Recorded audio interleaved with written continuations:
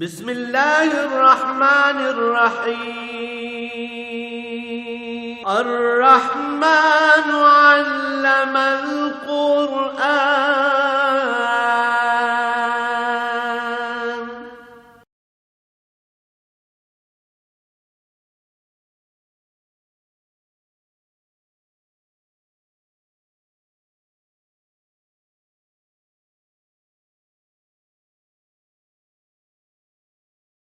الحمد للہ رب العالمین والصلاة والسلام علی حبیبہ محمد وآلہ وصحبہ اجمعین۔ اعوذ باللہ من الشیطان الرجیم، بسم اللہ الرحمن الرحیم۔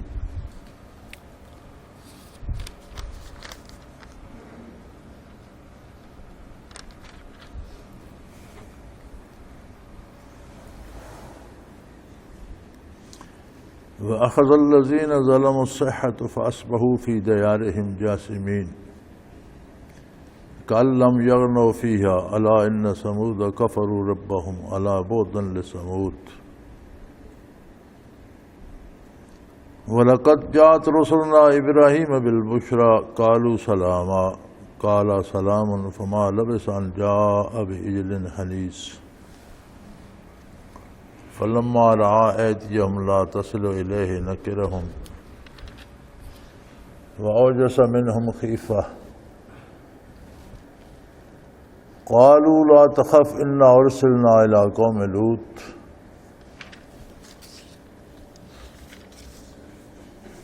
وامرأته قائمة فضحكت فبشرناها بإسحاق من وراء إسحاق ومن وراء إسحاق يعقوب قالت یا ویلتا آلد وآنا عجیز هذا بالی شیخا ان هذا لشیء عجیب قالوا وتعجبین من امر اللہ رحمت اللہ وبرکاتہ علیکم اہل البیت انہ حمید مجید فلما ذهب عن ابراہیم مروا وجاءته البشرى یجادلنا فی قوم لوط ان ابراہیم لحلیم اواہ منیب یا ابراہیم اعرض عن ھذا انہ قد جاء امر ربک وانہم آتیہم عذاب غیر مردود اللہم سبحانک لا علم لنا الا ما علمتنا انک انت العلیم الحکیم مولا یا صلی وسلم دائما ابدا علی حبیبک خیر الخلق کلہم۔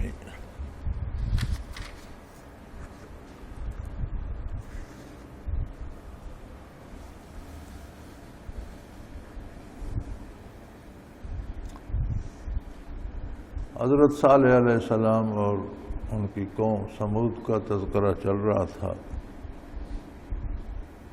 جس میں انہوں نے معجزہ بھی طلب کیا اور پھر ایمان نہ لائے اور تباہ ہو گئے۔ تو جب ان پر گرفت آئی تو فرمایا وَأَخَذَ الَّذِينَ ظَلَمُوا الصَّيْحَةُ فَأَصْبَحُوا فِي دِيَارِهِمْ جَاثِمِينَ۔ ظلم کرنے والوں کو ایک چنگھاڑ نے آ پکڑا، ایک غیبی آواز اتنی سخت آئی کہ لوگوں کے دل پھٹ گئے اور مکان تک گر کر تباہ ہو گئے، شہر اجڑ گئے۔ فَأَصْبَحُوا فِي دِيَارِهِمْ جَاثِمِينَ، اور اپنے ہی گھروں میں اوندے پڑے تھے۔ كَأَن لَّمْ يَغْنَوْا فِيهَا، ایسی بربادی پھری جیسے کبھی یہاں کوئی رہتا ہی نہیں تھا، اس طرح برباد ہوئے۔ الا ان ثمود کفروا ربهم الا بعدا لثمود، اچھی طرح سن لیجئے کہ سمود نے اپنے پروردگار کے ساتھ کفر کیا،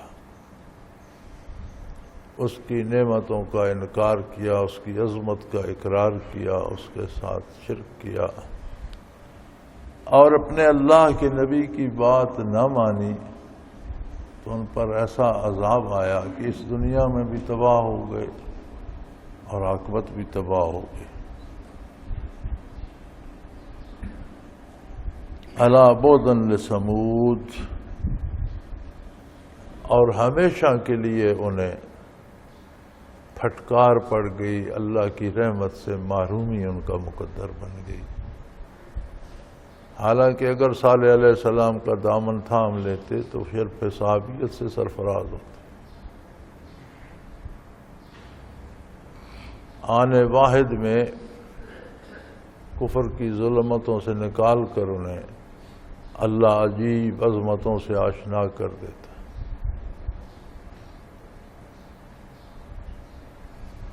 لیکن ان کا اپنا انتخاب تھا، اللہ کریم نے انہیں چننے کا موقع دیا تھا۔ وہ نیکی کی طرف آتے ہیں یا برائی کی طرف جاتے ہیں، لیکن انہوں نے کفر کا انتخاب کیا، جس کا نتیجہ یہ ہوا کہ ان کی دنیا بھی برباد ہو گئی اور آخرت بھی برباد ہو۔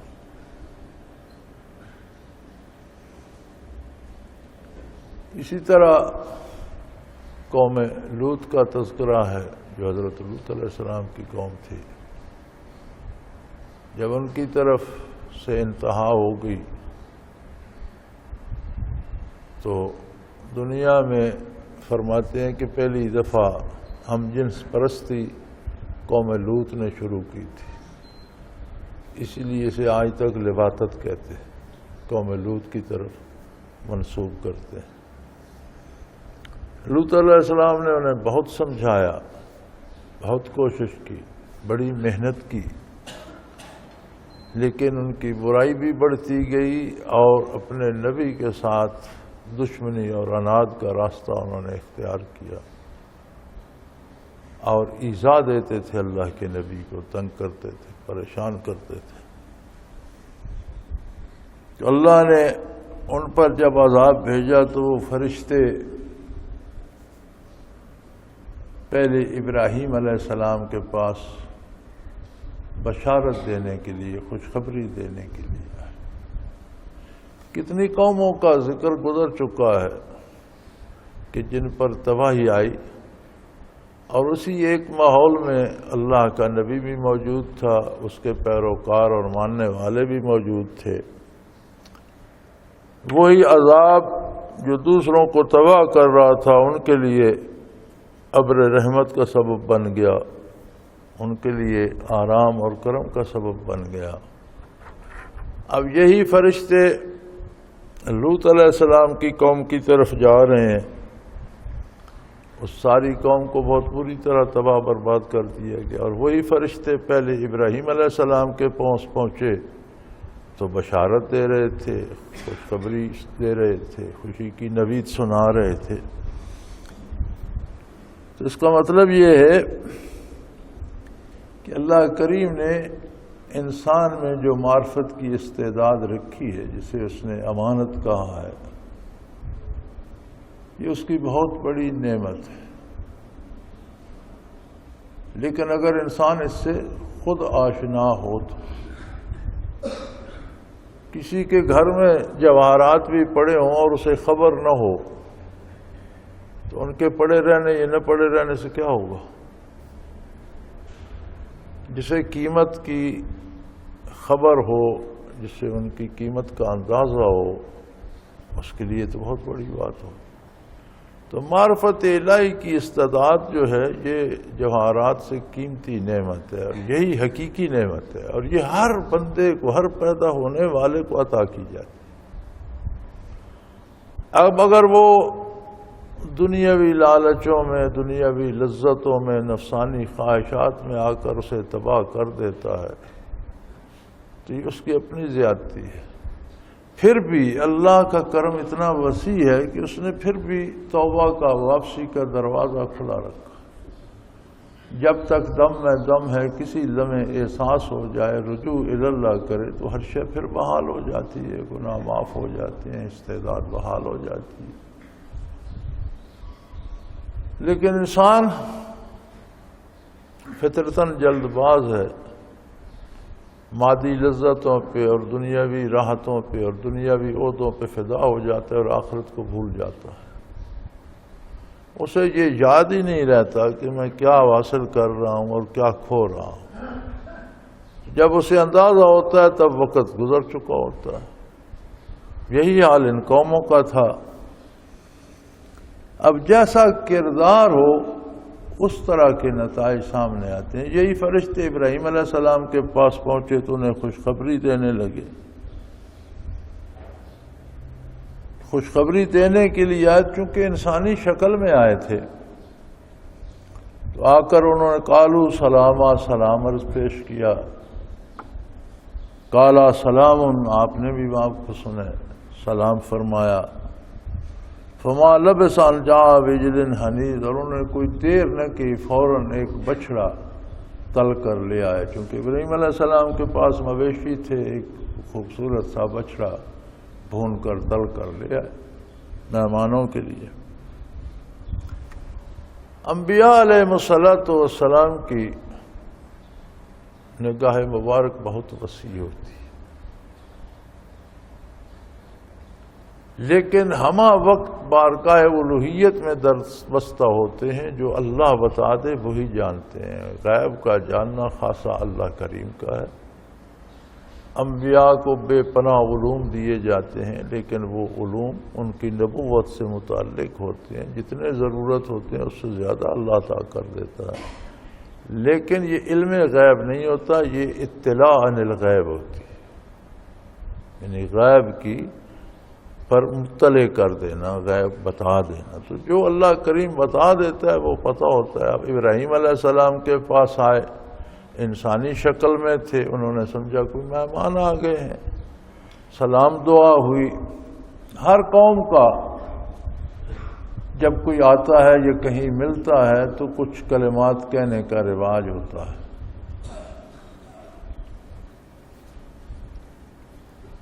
اسلام نے بہت خوبصورت کلمات عطا فرمایا۔ السلام علیکم، تم پر اللہ کی سلامتی ہو۔ وعلیکم السلام، اور آپ پر بھی اللہ کی سلامتی ہو۔ اگلا جواب دیتا ہے کہ آپ پر بھی اللہ کی۔ اس میں دو باتیں ہیں۔ ایک بات تو یہ ہے کہ دعا ہے بہت خوبصورت کہ آپ پر اللہ کی سلامتی ہو، اللہ آپ کو ہر قسم کے دکھ درد سے محفوظ رکھے، آپ کو گناہ سے بچائے، آپ کو دنیا و اخروی دکھوں سے بچائے۔ اور دوسرا اس میں یہ پیغام بھی ہے کہ جو سلامتی کی دعا دے رہا ہے اس کا مدعا یہ ہے کہ میری طرف سے تمہیں کوئی خطرہ نہیں، میری طرف سے تم محفوظ ہو۔ اگلا بھی جب وعلیکم السلام کہتے ہیں تو مراد اس کی بھی یہ ہوتی ہے کہ آپ پر بھی اللہ کی سلامتی ہو۔ کوئی اللہ کی طرف سے دعا بھی مانگتا ہے اور اپنی ضمانت بھی دیتا ہے کہ میری طرف سے آپ بھی محفوظ ہیں۔ اسلام میں آج بھی یہی ہے، السلام علیکم ورحمۃ اللہ وبرکاتہ، آپ پر اللہ کی سلامتی ہو، اللہ کی رحمتیں ہوں، اس کی برکات ہوں۔ اور اگلا بھی یہی جواب لوٹاتا ہے۔ اور دنیا میں یہ خوبصورت ترین طریقہ ہے جو اللہ نے عطا فرمایا۔ یہ الگ بات ہے کہ ہمارے برائے نام کے جو دانشور ہیں انہیں بات پسند آئے نہ آئے۔ ہمارے اگلے دن میں ایک کتاب پڑھ رہا تھا کسی کے احوال، وہ بھی دانشوروں میں تھے، تو وہ فرماتے ہیں کہ جو مزہ ہاتھ جوڑ کر نمستے کہنے میں ہے وہ السلام علیکم میں کہوں۔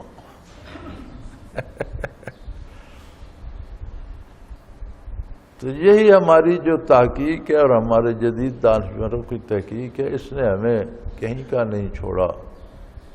نہ ہم گھر کے رہے نہ باہر کے رہے، نہ ہم پوری طرح سے غیر بن سکے اور نہ پوری طرح سے مسلمان بن سکے۔ نیمے دروں نیمے بروں، کبھی ادھر آ گئے کبھی ادھر چلے گئے۔ اور یہ ثمرات ہیں ہمارے نصاب تعلیم کے کہ الف بے سے شروع کریں تو پی ایچ ڈی کرنے تک وہ آپ کو دین کی کوئی بات نہیں بتاتا، جس کا نتیجہ یہ ہے کہ یہ پڑھ لکھ کر بھی جاہل ہی رہتے ہیں۔ تو انہوں نے کوئی دیر نہ کی، ایک تلا ہوا بچڑا لے آئے اب اللہ کریم بتا دیتے تو ان کی نگاہ ہی بھانپ جاتی کہ یہ تو فرشتے ہیں، پھر بشرا تلنے کی کیا ضرورت ہے؟ انہوں نے سمجھا کوئی مہمان آ گئے۔ فلما رأى أيديهم لا تصل إليه، تو انہوں نے تو کھانے کی طرف ہاتھ نہیں بڑھایا۔ تو فلسطین و عرب کے ان علاقوں میں یہ رواج بھی تھا کہ دشمن کا کھانا نہیں کھاتے تھے، تو وہ بڑے پریشان سے دل میں ہو کے، تھوڑے سے خوفزدہ ہو کے کہ بھئی میری ان کی کیا رنجش ہے، میں ان لوگوں کو جانتا پہچانتا بھی نہیں، انہوں نے کھانے کی طرف ہاتھ نہیں بڑھایا، اس کا مطلب ہے یہ کوئی دشمن ہے میرے، اور یہ کون ہے، کیا دشمنی ہے، کوئی پتہ بھی نہیں۔ نکرہم، ان سے ان کی نظر میں کھٹکے، وَأَوْجَسَ مِنْهُمْ خِیفَةً، اور انہیں ان سے خطرہ محسوس ہوا کہ یہ عجیب لوگ ہیں، تو انہوں نے کھانے کی طرف ہاتھ نہیں بڑھایا، تو یہ تو دشمن اس طرح کرتا ہے، کیا بات ہے۔ جب یہ کیفیت ہوئی اور وہ پریشان ہوئے تو فرشتے بول اٹھے، قالوا لا تخف، وہ کہنے لگے کہ اللہ کے محبوب، اللہ کے خلیل، آپ خوف زدہ نہ ہوں، انا ارسلنا الی قوم لوط، ہم تو اللہ کے فرشتے ہیں اور ہمیں بھیجا تو حقیقتاً لوط علیہ السلام کی قوم کی طرف ہے، اور چونکہ آپ کے لیے بھی اللہ کریم نے حکم دیا تھا، پیغام دیا تھا بشارت دینے کا، تو ہم آپ کی خدمت میں حاضر ہو گئے، اب آپ کو آپ کی خوشخبری سنا کر چلے جائیں گے۔ وامرأتہ قائمۃ فضحکت، تو ان کی اہلیہ محترمہ پاس کھڑی تھیں، وہ مسکرا پڑی، اس بات پہ ہنس دی ہوں گی کہ ابراہیم علیہ السلام کو دیکھو، وہ اللہ کے فرشتے ہیں اور انہوں نے اتنی مشقت کی، مجھ سے بھی تلوایا اور بچھڑا تلوا کر لیا، یہ بھی خیال نہیں کیا، تو اس بات پر مسکرا دیں کہ دیکھیں انہوں نے کیا کیا بابا جی نے۔ تو جب وہ مسکرائی تو فرشتوں نے انہیں خبر دی، فبشرناها باسحاق ومن وراء اسحاق یعقوب، انہیں خبر دی کہ آپ کے ہاں بیٹا ہوگا جس کا نام اسحاق ہوگا، ان کے ہاں بیٹا ہوگا جس کا نام یعقوب ہوگا، اور آپ کی نسل میں نبوت ہوگی، نبوت سے سرفراز ہوں گے۔ قالت یا ویلتا الد وانا عجوز وہذا بالی شیخا، تو وہ فرمانے لگی عجیب بات ہے کہ اب میرے اولاد ہوگی، حالانکہ میں تو بہت بوڑھی ہو چکی ہوں، اور یہ میرے میاں جو ہیں یہ بھی بہت ضعیف ہو چکے ہیں۔ اس وقت بعض مفسرین کے نزدیک مائی صاحبہ کی عمر کو 90 برس تھی اور ابراہیم علیہ السلام کی 120 برس تھی، تو وہ فرمانے لگی اب یہ تو فطرتی طور پر بھی یہ عمر جو ہے اس میں اولاد نہیں ہوتی، گزر چکی وہ عمر، تو اس بڑھاپے میں اولاد کیسے ہوگی؟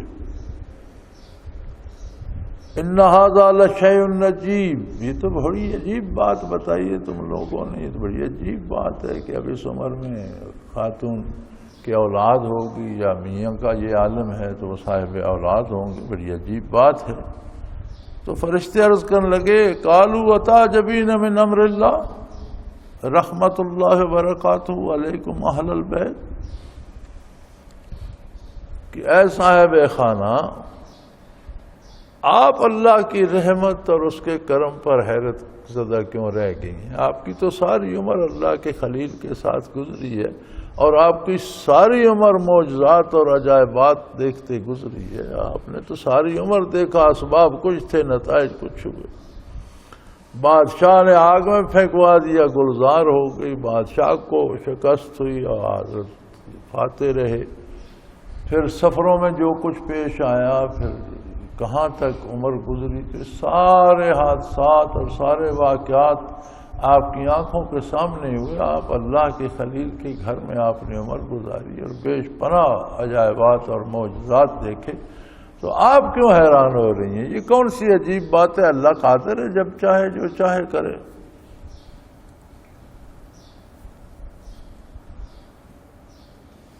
انہ حمید مجید، وہ بڑی تعریفوں کا مالک، بہت بڑی شان والا ہے۔ اسباب اس کے پیدا کردہ اس کی مخلوق ہیں، ان پر جو نتائج پیدا ہوتے ہیں وہ بھی وہ پیدا فرماتا ہے، وہ بھی اس کی مخلوق ہے۔ وہ اسباب کا محتاج نہیں، اسباب اور ان کے نتائج اس کے دست قدرت کے محتاج ہے۔ وہ جو چاہتا ہے کرتا ہے۔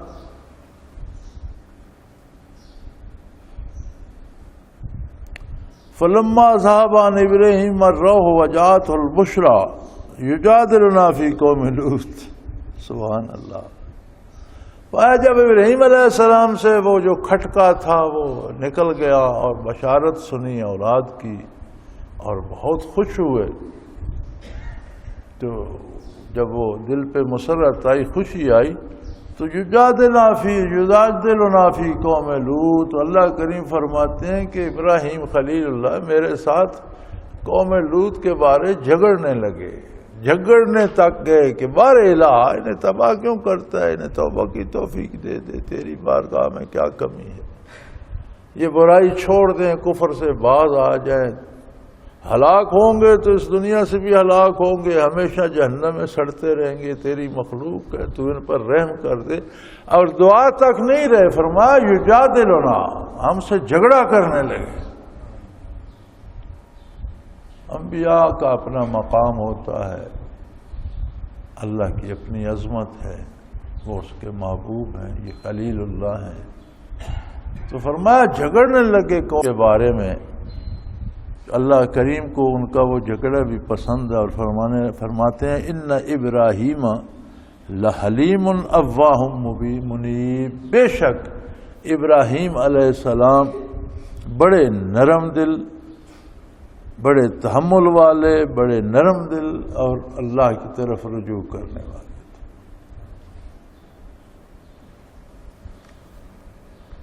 تعلق باللہ اور تعلق سے معرومی میں یہ فرق ہوتا ہے۔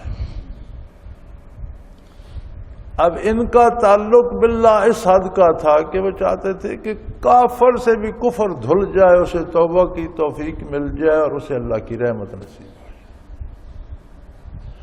جو بندہ دوسری طرف جاتا ہے اس کا دل اس طرف اتنا پختہ ہو جاتا ہے کہ اسے رحمت الہی کی سمجھ ہی نہیں آتی، وہ اپنے دنیاوی مشاغل میں اتنا محو ہو جاتا ہے کہ وہ سمجھتا ہے کوئی عہدہ حاصل کر لینا، دولت جمع کر لینا، یہی منتہائی مقصود ہے اور یہی زندگی کا حاصل ہے، بہت بڑا گھر بنا لیا جائے، بہت بڑی گاڑیاں ہوں، بہت بڑی دولت ہو، اور پھر ساتھ عہدہ بھی ہو تو پھر کیا بات ہے، پھر تو جی بہت مزہ آ جائے، لوگ محتاج ہوں اور ہم امیر بنے ہوئے بیٹھے ہوں۔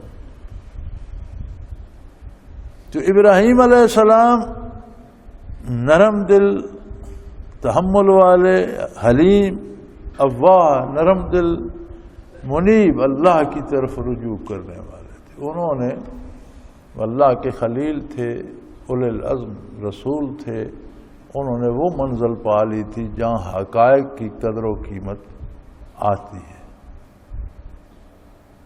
تو فرمایا ارشاد باری ہوا یا ابراہیم عارض عن ھذا، سبحان اللہ۔ آپ انداز کلام دیکھیں اور پھر آپ کو سمجھ آئے کہ انبیاء کا مقام کیا ہوتا ہے۔ ادھر فرماتے ہیں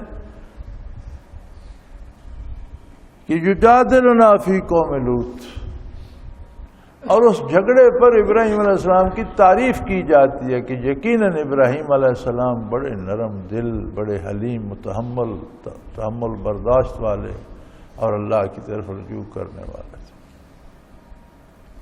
جواب یہ دیا گیا یا ابراہیم عارض عن ھذا، اے ابراہیم آپ اس بات کو جانے دو، عارض عن ھذا، جانے دو اس بات کو، انہو قد جاء امر ربک، آپ کے پروردگار کا حکم آ چکا ہے، اب کچھ نہیں ہو سکتا۔ وَإِنَّهُمْ آتِيهِمْ عَذَابٌ غَيْرُ مَرْدُودٌ، اب ان پر وہ عذاب آئے گا جسے کوئی ہٹا نہیں سکتا۔ اس معاملے میں تیرے پروردگار کا، رب العالمین کا فیصلہ صادر ہو چکا، اب آپ جانے دیجئے، اس پہ بات نہ کیجئے۔ اور ان پر تو ایسا نافذ ہو گیا فیصلہ کہ اب اسے کوئی ٹال نہیں سکتا۔ چنانچہ وہی فرشتے جو ابراہیم علیہ السلام کو خوشخبری دے کر نکلے، وَلَمَّا جَاءَتْ رُسُلُنَا لُوطًا سِیَّ بِهِمْ وَضَاقَ بِهِمْ ذَرْعًا وَقَالَ هَٰذَا يَوْمٌ عَسِیرٌ، وہ نوجوان لڑکوں کی شکل میں لوط علیہ السلام کے گھر پہنچ گئے۔ جب انہوں نے دیکھا تو وہ بڑے دکھی ہوئے، کیونکہ قوم بے حیائی میں اس قدر بڑھ گئی تھی کہ کوئی مہمان پردیسی بھی ان کے شہروں میں آ جاتا تو اس کو بھی وہی درگت بناتے اور اس کے ساتھ بدفعلی کرتے، اور یہی ان کا اپنوں سے بھی بیگانوں سے بھی رویہ تھا۔ تو لوط علیہ السلام بہت دکھی ہوئے کہ یہ تو نوجوان لڑکے ہیں اور پتہ نہیں کہاں سے آیا، میرے گھر میں آ گئے ہیں، تو یہ لوگ تو انہیں چھوڑیں گے نہیں، ان کی بے آبروئی کریں گے، انہیں دکھ دیں گے، تکلیف دیں گے، پریشان کریں گے۔ وَضَاقَ بِهِمْ ذَرْعًا، ان کی وجہ سے بڑے تنگ دل ہوئے، بڑا دکھ لگا، بڑے پریشان ہوئے۔ وَقَالَ هَٰذَا يَوْمٌ عَسِیرٌ، تو کہنے لگے آج کا دن بہت مصیبت لایا ہے، بڑا مشکل دن ہے، آج کا دن تو میرے لیے آزمائش بن گیا، مصیبت کا دن بن گیا، میں نے کیسے ان کی چیرہ دستیوں سے بچاؤں گا۔ ادھر قوم کو بھی خبر ہو گئی کہ لوط علیہ السلام کے گھر میں نوجوان لڑکے ہیں، تو وہ اس قدر بے باک اور بے حیا اور ہو چکے تھے کہ وہ دوڑ پڑے، سارے اکٹھے ہو کر کے لڑکوں کو پکڑ کر لاتے ہیں۔ وَجَاءَهُ قَوْمُهُ يُرَعُونَ إِلَيْهِ، ان کی قوم تو جی دگڑ دگڑ کرتی ان کے پاس آ گئی دوڑتی۔ وَمِن قَبْلُ كَانُوا يَعْمَلُونَ السَّيِّئَاتِ، اور پہلے اسی طرح کی برائیاں کرتے تھے، اسی طرح کی بے حیائی کرتے تھے، تو دوڑتے ہوئے آ گئے۔ حتیٰ کہ وہ اتنا شور اٹھا کہ وہ لوگ شور مچاتے آ گئے تو ان کے اہل خانہ بھی اور بیویاں بھی اور عورتیں بھی وہاں جمع ہو گئیں، اتنا تمام قوم اتنی بے حیا ہو چکی تھی کہ انہیں اس کے لیے بے حیائی کے لیے، برائی کے لیے کسی پردے کی آڑ کی ضرورت بھی نہیں محسوس ہوتی تھی۔ یہ آج کی تہذیب ان میں بھی تھی، جو آج مغرب میں تہذیب ہے کہ سر عام برائی کی جائے، یہی ان میں بھی تھی۔ تو عورتیں بھی تماشا دیکھنے کے لیے جمع ہو گئیں۔ تو وہ پہلے بھی اسی طرح، وہ کوئی نئی بات نہیں تھی، وہ پہلے اسی طرح برائی کرتے تھے اجتماعات میں اور سب کے سامنے اور سب کے روبرو اور مردوں عورتوں کے سامنے، اور اسی طرح کرتے تھے۔ تو لوط علیہ السلام نے فرمایا قال یا قوم ہؤلاء بناتی ہن اطہر لکم فاتقوا اللہ ولا تخزون فی ضیفی، تو انہوں نے فرمایا کہ یہ جو بچیاں جمع ہو گئی ہیں یہ تمہاری سب کسی کی منقوہ بیوی ہے، یہ تمہاری بیویاں ہیں قوم کی اور میری بھی بیٹیاں ہیں، اور یہ تمہارے لیے حلال ہیں، تم نے شادی کی ہے، نکاح کیا ہے۔ ہن اطہر لکم، اور منقوہ بیوی تو پاک طیب ہوتی ہے، اس میں تو کوئی برائی بھی نہیں، اور وہی عمل وہاں ہوتا ہے، تو تم اپنی بیویوں کے ساتھ رہو۔ یہ میری بیٹیاں ہیں، تمہاری بیویاں ہیں، تو قوم کی بیٹیاں ہیں، تو تم نبی چونکہ امت کا باپ ہوتا ہے، تو انہوں نے فرمایا یہ میری بیٹیاں ہیں، قوم کی بیٹیاں ہیں، تمہاری بیویاں ہیں، اپنی بیویاں لو اور گھر کی راہ لو، یہ کیا بے حیائی پہ تم نے کمر باندھ رکھی ہے، اور میرے مہمانوں کو پریشان کر کے مجھے دکھ میں مبتلا نہ کرو۔ وَلَا تُخْزُونَ فِي ضَيْفِي، میرے مہمانوں کو پریشان کر کے مجھے دکھ نہ دو، مجھے پریشان نہ کرو۔ پتہ چلتا ہے کہ نبی کے متعلقین کو ایذا دینا بھی ایذائے نبوت ہوتی ہے، ایسی ہی ہوتی ہے جیسا نبی علیہ السلام کو ایذا دی جائے، کیونکہ یہاں وہ پکڑنا تو ان لڑکوں کو چاہتے تھے۔ لوط علیہ السلام فرما رہے ہیں وَلَا تُخْزُونَ، مجھے دکھ نہ دو۔ تو نبی صلی اللہ علیہ وسلم کے متعلقین کو، آپ کے صحابہ، آپ کے ازواج، آپ کے گھر کے لوگ، خاندان کے لوگ، اہل بیت، جس کی توہین یا گستاخی کی جائے گی اس کی سزا وہ ہوگی جو نبی علیہ السلام کی بارگاہ میں گستاخی کرے۔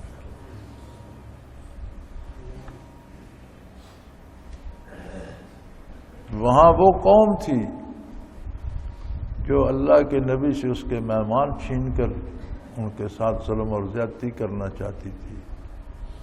یہاں ایسے لوگ بھی پائے گئے جنہوں نے خاندان نبوت کو تہہ کر دیا۔ کیسی عجیب بات ہے۔ یہ بات سمجھ میں نہیں آتی کہ کوئی شخص کسی ہستی کو نبی مانے اور پھر اس کی اولاد کو ذبح کر دے، کاٹ کے رکھ دے۔ یہ بات سمجھ میں نہیں آتی۔ نبی تو بہت بڑا منصب ہے۔ ایک آدمی کو آپ ولی اللہ سمجھتے ہیں تو اس کا بہت بڑا لحاظ کیا جاتا ہے، اس کے خاندان کا لحاظ کیا جاتا ہے، حالانکہ ولی نبی کی جوتیوں کی خاک بھی نہیں۔ تو پتہ یہ چلتا ہے کہ زبانی کہنا ایمان نہیں ہے، صرف زبانی کہنا ایمان نہیں ہے، زبانی اقرار ہے لیکن تصدیق قلب کی چاہیے۔ اقرار باللسان و تصدیق بالقلب، صرف زبانی کہنے سے نہیں ہوتا جب تک دل نہ مانے۔ اور اگر لوگوں کا دل مانتا کہ حضور اللہ کے سچے نبی ہیں تو پھر آپ کی اولاد پر تلوار نہ اٹھاتے۔ چلو کوئی وجہ کیا تھی، اقتدار کی خاطر ہوگا، دنیا کی خاطر ہوگا، کوئی دینی مسئلہ تو نہیں تھا۔ اسی طرح سے اگر دیکھا جائے تو ایک ایک سنت حضور سے متعلق ہے، اور آپ صلی اللہ علیہ وسلم کی سنتوں کی پرواہ نہ کرنا یہ بھی ایک طرح سے ایذاء نبوت بنتی ہے۔ آپ کی ایک ایک ادا آپ صلی اللہ علیہ وسلم سے متعلق ہے، تو ایک ایک ادا کی حفاظت ضروری ہے۔ اسی طرح قرآن کریم بہت بڑا معجزہ، اللہ کا کلام، نبی کریم صلی اللہ علیہ وسلم کے طفیل ہمیں نصیب ہوا۔ اس کو پڑھنا، سمجھنا اور عمل کرنا حق ہے قرآن کا ہم پر۔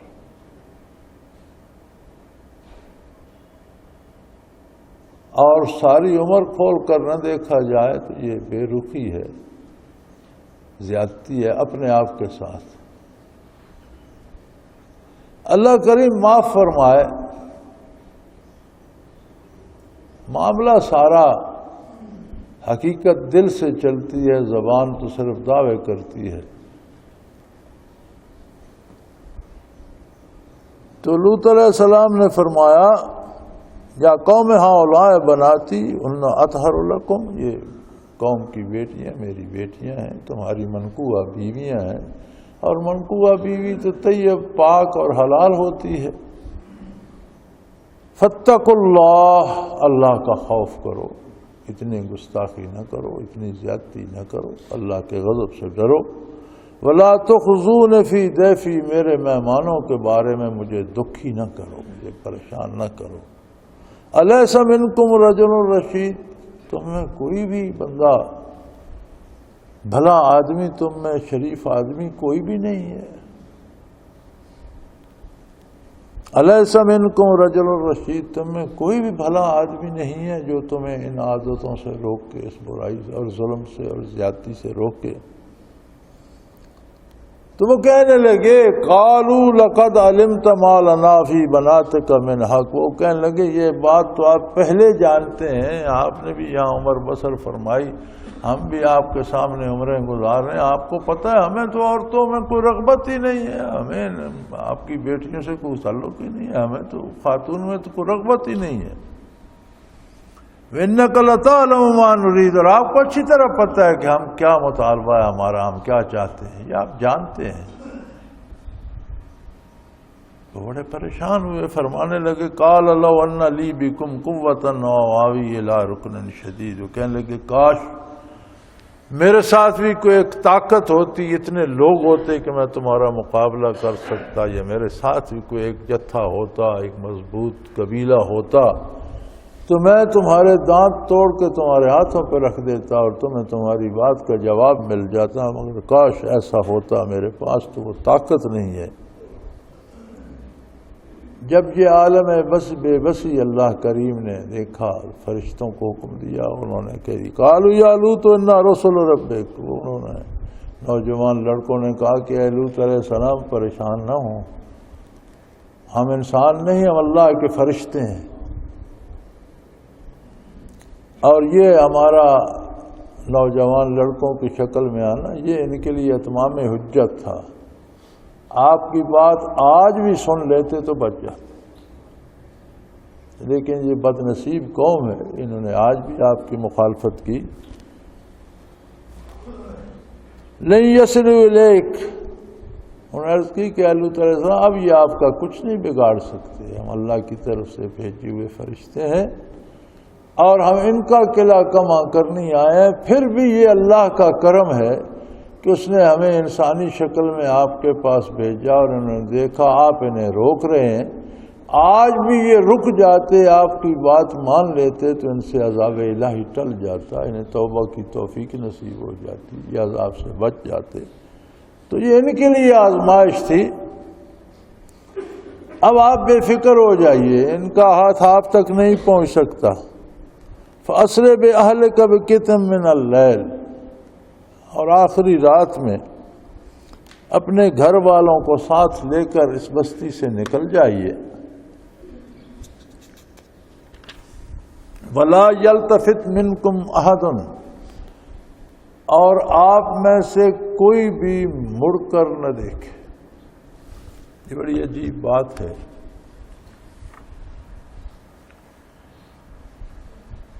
کہ کفر اور کافرانہ معاشرے سے اتنا تعلق بھی نہ ہو کہ وہ تباہ ہو رہے ہیں، ان پر آگ برس رہی ہے، تو بندے کو اتنا بھی دکھ، معمولی سا تکلیف بھی نہ ہو کہ مڑ کے دیکھے تو ان بیچاروں کو کیا ہو رہا ہے، اتنا بھی نہیں ہونا چاہیے۔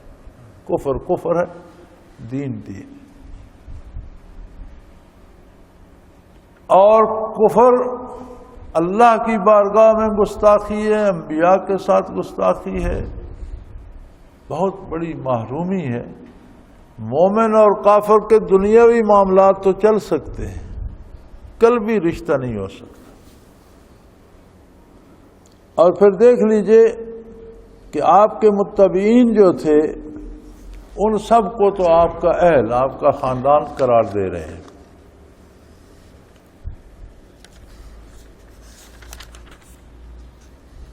اور کہہ رہے ہیں، عرض کر رہے ہیں کہ اللہ کے حبیب فَأَسْرِ بِأَهْلِكَ بِقِطْعٍ مِّنَ اللَّيْلِ، اپنے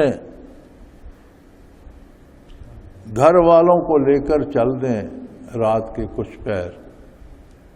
تو جو جتنے لوگ ایمان لائے تھے، تھوڑے تھے یا بہت، مرد تھے یا خواتین، وہ آپ کے ساتھ روانہ ہو، ان سب کو تو آپ کا گھر والا کہا گیا۔ اور فرمایا وَلَا يَلْتَفِتْ مِنْكُمْ أَحَدٌ، کوئی مڑ کر نہ دیکھے۔ ان کے ساتھ جو ہوتی ہے ہونے دیں، پیچھے شور اٹھے، غوغا اٹھے، تباہی آئے، کچھ ہو، آپ مڑ کر نہ دیکھیں۔ إِلَّا امْرَأَتَكَ، لیکن آپ کی بیوی کے سوا وہ مڑ کے دیکھے گی۔ اب خاتون کا تعلق گھر والوں سے سب سے زیادہ قریبی تھا اللہ کے نبی کے ساتھ، ان کی اہلیہ محترمہ تھی، لیکن عجیب بات ہے کہ ان کی نبوت پر ایمان نہیں لائی تھیں، اور میلان تبھی کافروں کی طرف اور ان کے ساتھ رہتا تھا۔ انہوں نے انہیں اطلاع پہنچائی کہ ہمارے گھر میں کچھ نوجوان لڑکے آئے، اور پہلے بھی اس طرح کرتی تھی۔ زیادہ تعلق قلبی جو تھا وہ ادھر تھا۔ ایک بات یاد رہے، الطیبات للطیبین والطیبون للطیبات، پاکیزہ عورتیں پاکیزہ مردوں کے لیے ہیں، اور پاکیزہ مرد پاکیزہ عورتوں کے لیے۔ تو انبیاء علیہ السلام کی بیویاں کردار کے اعتبار سے پاکیزہ ہوتی ہیں، ایمان کے اعتبار سے ایسا بھی ممکن ہے کہ وہ ایمان نہ لائیں۔ نوح علیہ السلام کی بیوی ایمان نہ لائی، لوط علیہ السلام کی بیوی ایمان نہ لائی تو وہ بھی غرق ہو گئی، یہ بھی تباہ ہو گئی۔ لیکن فرعون کی بیوی ایمان لے آئی تو اس کا حشر موسیٰ علیہ السلام کے ساتھ، اسے اللہ کریم نے ان عذابوں سے محفوظ رکھا اور اپنا قرب اور رحمت عطا فرمائی۔ تو نجاست دو طرح سے ہوتی ہے۔ کفر کی نجاست جو ہوتی ہے یہ طاری ہوتی ہے، یہ خون میں یا گوشت میں یا اس میں نہیں ملتی، یہ طاری ہوتی ہے۔ جب کلمہ پڑھ لے تو یہ صاف ہو گئے۔ اور بد عملی کی نجاست طاری ہوتی ہے، آپ چوری کرتے ہیں، رشوت لیتے ہیں، کسی کا حق مارتے ہیں، تو یہ جو عملاً جو برائی کی جاتی ہے وہ ساری ہوتی ہے، وہ طاری نہیں ہوتی، وہ خون بن کر، گوشت بن کر، ہڈیاں بن کر جسم کا حصہ بن جاتی ہے۔ یہ جو کردار کی نجاست ہوتی ہے یہ انبیاء کی بیویوں میں نہیں ہوتی۔ یہ جو نجاست ساری ہوتی ہے، وجود کا حصہ بن جاتی ہے، جسم میں جاری و ساری رہتی ہے، خون برق، یہ ان میں نہیں ہوتی، وہ پاکیزہ ہوتی ہیں۔ اور ایمان چونکہ ہر فرد کا ذاتی اختیار ہے، اگر کوئی ایمان نہ لائے تو ایمان کی نجاست طاری ہوتی ہے، جسم میں ساری نہیں ہوتی۔ 100 سال کا کافر ہو، ایک دفعہ کلمہ پڑھے، ساری نجاست دھل جاتی ہے۔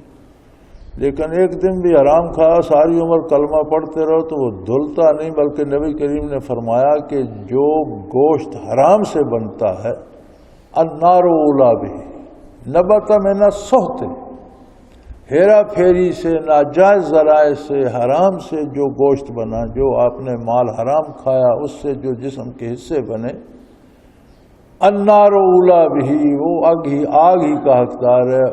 اور ایسے لوگوں کو اگر نجات بھی دی گئی تو وہ گوشت جہنم میں جلایا جائے گا، پھر اس کی جگہ اللہ کریم نیا گوشت دیں گے جو نجات پا کر جنت میں جائے گا۔ اور جنت میں بھی ان کے ساتھ یہ بات ہمیشہ رہے گی کہ یہ بھئی وہاں سے صاف کر کے بھیجے گئے۔ تو یہ جو نجاست ساری ہوتی ہے، بدن کے اندر شامل ہو جاتی ہے، بڑی تکلیف دہ ہوتی ہے۔ اور کفر کی نجاست، بدعقیدگی کی نجاست طاری ہوتی ہے، اوپر چھا جاتی ہے، وہ خون کا گوشت کا حصہ نہیں بنتی، جب کلمہ نصیب ہوتا ہے تو ہٹ جاتی ہے۔ انبیاء کی بیویوں میں وہ ہو سکتی ہے جو طاری ہوتی ہے، وہ نہیں ہوتی جو ساری ہوتی۔ وہ نبی جس میں برائی اندر دوڑ رہی ہے، وہ نبی کے وجود کے ساتھ وہ وجود مس نہیں کر سکتا۔ تو آپ کی اہلیہ یہ مڑ کے دیکھے گی اور اسے انہ مصیبھا ما اصابہم، اور اسے وہی عذاب، وہی سزا ملے گی جو اس قوم کو مل رہی ہے، ان میں شامل کر دی جائے گی۔ عمر نبی کے گھر میں گزاری، تمنا دنیا کی دولت جمع کرنے کے لیے اور دنیا کی بڑائی جمع کرنے کے لیے رہی، انجام انہی کے ساتھ ہوا جو نبی کی برکات سے محروم تھے اور دنیا دار تھے۔ تو فرشتوں نے عرض کی ان موعدہم الصبح، پاؤ پھٹنے کا وعدہ ان کے ساتھ، صبح پھوٹنے کا وعدہ ہے اللہ کا۔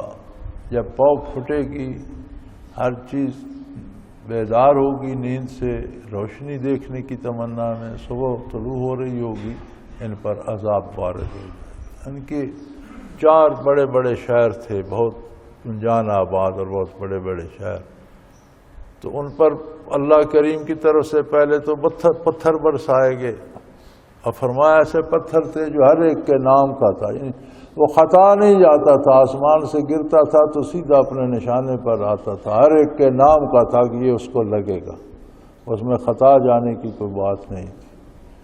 کچلے گئے پتھروں سے جب تباہ ہو گئے تو جبرائیل امین نے وہ 7ویں تہ تک ساری زمین اکھیڑ لی۔ بخاری شریف میں بھی یہ حدیث ملتی ہے کہ فرماتے ہیں میں اتنے قریب لے گیا تھا آسمانوں کے کہ جتنے سے مرغ کی اذان سنائی دیتی ہے، وہاں سے الٹ کر اسی گڑھے میں پھینک دیے۔ تو فرمایا ان کا وعدہ صبح کا لیس صبح میں قریب، اب تو صبح قریب نہیں آ گئی، صبح کو دور تو نہیں۔ فلما جاء امرنا جعلنا عالیہا سافلا وامطرنا علیہا حجارۃ من سجیل منضود مصوبۃ عند ربکم ما ہی من الظالمین ببعید۔ چنانچہ جب ہمارا حکم پہنچا تو ہم نے ان کا اوپر کا رخ زمین کا پوری زمین اکھیڑ کر اس کو نیچے دھنس دیا اور نیچے والی تہ اوپر کر دی۔ اس سے پہلے ان پر پتھر برسائے گئے جو لگاتار گر رہے تھے، اور ہر ایک کسی کے نام کا تھا، اس پر خاص نشان تھا کہ یہ پتھر اس تک پہنچے گا، اسے لگے گا، اسے پتھروں نے انہیں کچل دیا، ریزہ ریزہ کر دیا، جانور تباہ ہو گئے، کوئی زی روح نہیں بچا، مکان گر گئے، ہر چیز تباہ و برباد ہو گئی۔ پتھروں کی بارش، پانی کی بارش ہر چیز کو زیادہ ہو جائے تو ہر چیز کو تباہ کر دیتی ہے، پتھروں کی بارش تو اس کا کیا، ذرا تصور کریں اور اپنے چشم تصور سے دیکھیں کہ جہاں پتھر بارش، پانی کی جگہ قطروں کی جگہ پتھر برسیں، وہاں کیا حشر ہوتا۔ اور اس کے بعد وہ ساری زمینیں تہ تک وہ کھیڑ کر اوپر لے جا کر الٹ کر گرا دی گئیں۔